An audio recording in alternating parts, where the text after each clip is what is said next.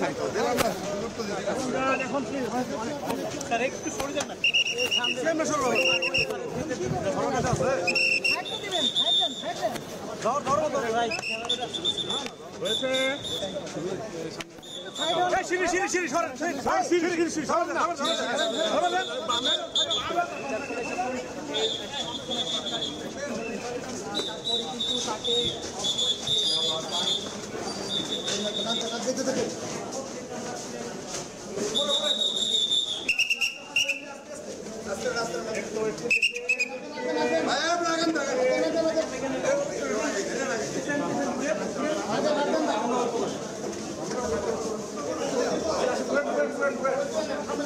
লাগাইতে হবে তো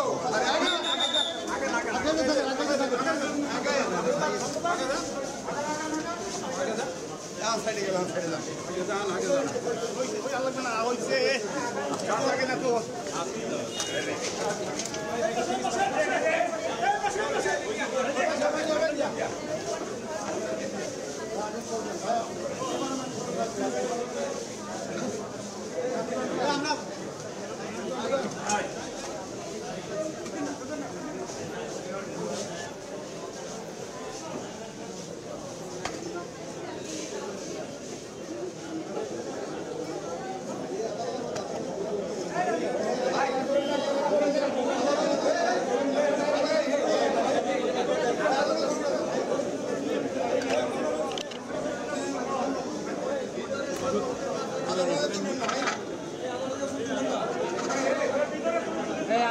ছবি তুলেন না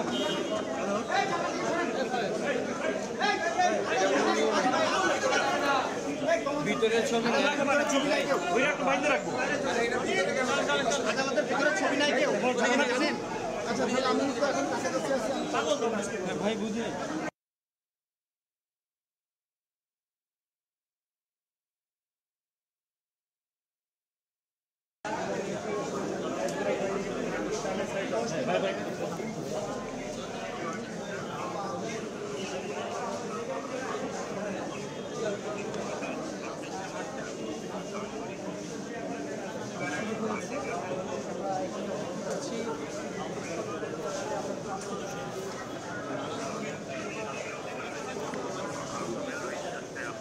ভাই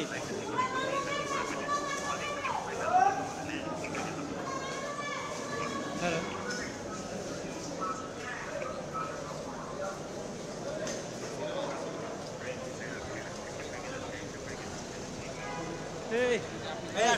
আপনার খুঁজে পাই না আমি দুপুরে গেছি উপরে যান তাহলে ভাই উপরে যান হ্যাঁ ভাই কোনটা কোনটা চেঞ্জ করা যাবে কি দেখেন ভাই এখন কি চেঞ্জ করা যাবে ভাই ঘুম তো আমারই তো আমারটা না না না না চেঞ্জ করে দিয়েছে রিল্যাক্স থাকেন চেঞ্জ করা যাবে ভাই হ্যালো লাইভ আপনার ভিডিও লাইভ আছে কি চেঞ্জ আগেরটাই আমার আপনারটাই আচ্ছা এখন কোনটাতে আছেন ভাই তাহলে ঘুমেটা অন করেন ঘুম খালি চেঞ্জ করে দেন 28 এ না আপনার ভিডিও লাইভ আছে আপনি 28 এই আপনি তাহলে করে যাবো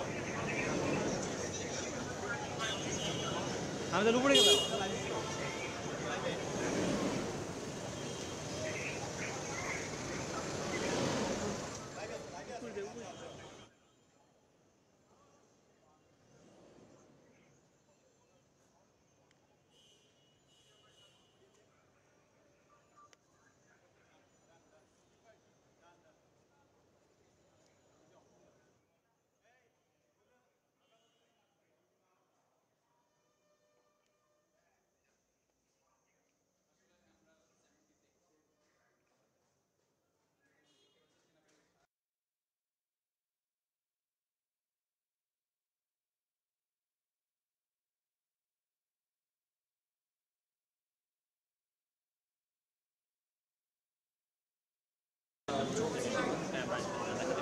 আমি দেখছি যে হেলমেটের মধ্যে তিনি কাজ উঠিয়ে একটু মাথা এগিয়ে তিনি বিচারকের কথা শুনছেন এবং তার ব্যাপারে একজন নাগরিক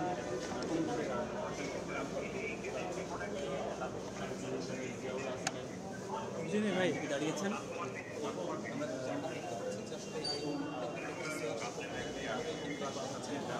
সেনা কর্মকর্তা জিয়াউল হাসান এবং তাকে তার যে রিমান্ড সেটা কিন্তু এখন চলছে এবং পুলিশের পক্ষ থেকে আমাদেরকে যেমনটি জানানো হয়েছে যে জিয়াউল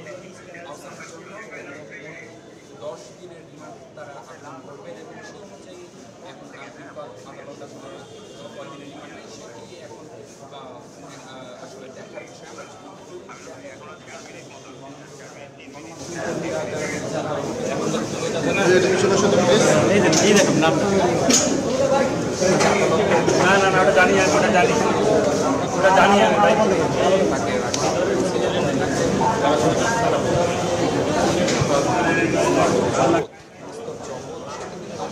সেই তালিকা কিন্তু আসলে অনেক লম্বা। আমরা দেখেছি যে আসলে আয়নাঘর যে শব্দটি এখন বাংলাদেশের বেশ প্রচলিত, যেখানে মূলত যে আয়নাঘরের কাজ ছিল এই বিভিন্ন ব্যক্তিকে আটকে নির্যাতন সময় আসলে দেখেছি যে আসলে কিছুদিন আগেও কিন্তু এই আয়নাঘর থেকে প্রায় 10 বছর পরেও কিন্তু দুজন ব্যক্তি কিন্তু বের হয়েছেন যারা এই আয়নাঘরে প্রায় 8 থেকে 10 বছর ধরে কিন্তু তারা আটক ছিলেন এবং সেখানে আসলে তাদের নির্যাতন করা হতো। সেটি কিন্তু আমরা দেখতে পাচ্ছি যে আসলে সেটি নতুন করে আবারও বেশ আলোচনায় এসেছে এবং আমরা যেমনটি দেখতে পাচ্ছি যে পুরো আদালত চত্বরে কিন্তু আসলে যে তার নিরাপত্তা বাড়ানো হয়েছে যেন কোনো অনাকাঙ্ক্ষিত ঘটনা এই যে আদালত চত্বরে না ঘটে। আমরা যদি দেখতে পাই যে বিকেল কিন্তু ঠিক 4:30টার কিছু সময় আগে যে জিয়াউল হাসান সেনাবাহিনীর সাবেক চাকরিচ্যুত কর্মকর্তা তাকে নিয়ে আসা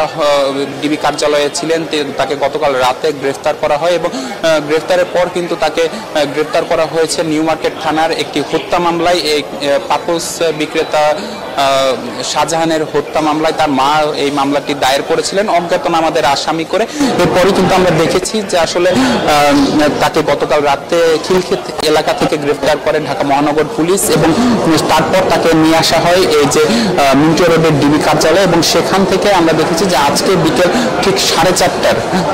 4:30টায় বের করে আনা হয় এবং একটি প্রিজন ভ্যানে করে তাকে নিয়ে আসা হয় এই সিএমএম কোর্ট প্রাঙ্গণে এবং সিএমএম কোর্টে আনার পর যে হাজতখানা রয়েছে প্রথমে তাকে সেখানে নিয়ে যাওয়া হয় এবং সেখান থেকে এই যে সাবেক চাকরিচ্যুত সেনা কর্মকর্তা তাকে নিয়ে আসা হয় এই মূল আদালতের এজলাস কক্ষে এবং সেখানে এখন শুনানি চলছে, রিমান্ড শুনানি চলছে। আমরা পুলিশের সাথে কথা বলেছিলাম, পুলিশ আমাদেরকে যেমনটি বলেছেন যে এই মামলাটিতে আগে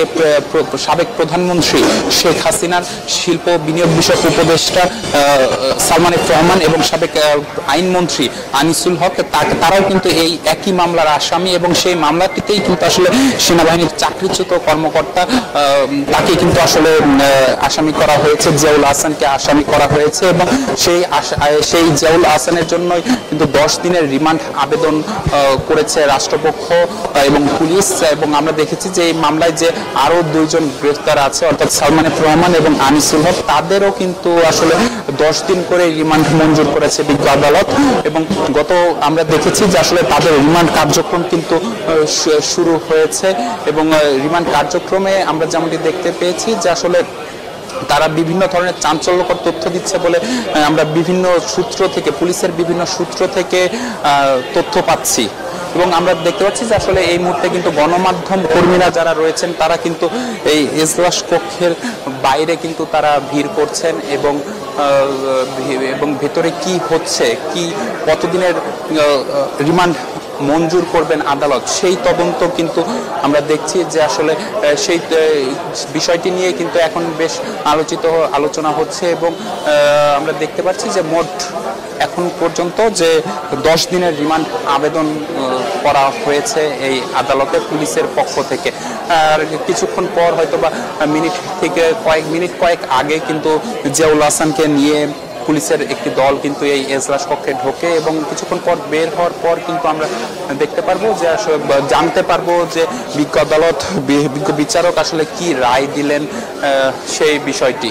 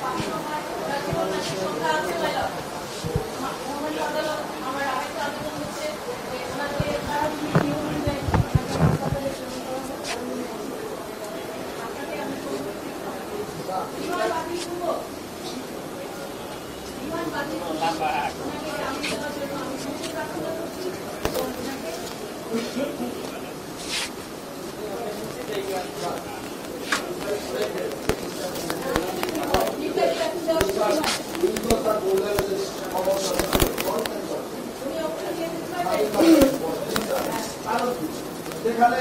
সেনাবাহিনীকে সবাই সাধুবাদ জানিয়েছে, দিয়েছে, আজকে এই অফিসারের আজকে ওনাদের ক্যামেরা দাবি করা হলো, বললেন ওনাকে ওনার ভাষা থেকে ওনার সহযোগিতা নিয়ে আসছেন, আসেন না অন্য কাউকে জানেন নাই। আজকে পুলিশ ভাইদেরকে এই সেনাবাহিনী গার্ডকে তাদের থানায় নিয়ে আসছে, তাদের কাছে আইন শৃঙ্খলা নিয়ে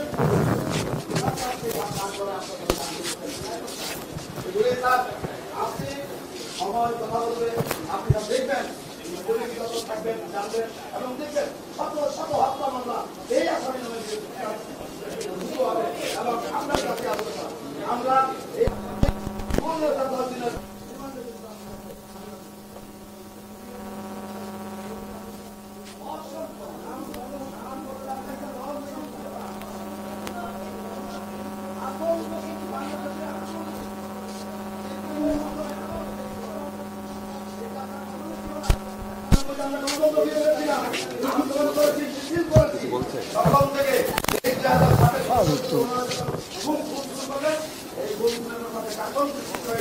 সাধারণ মানুষের স্বাধীন মতামত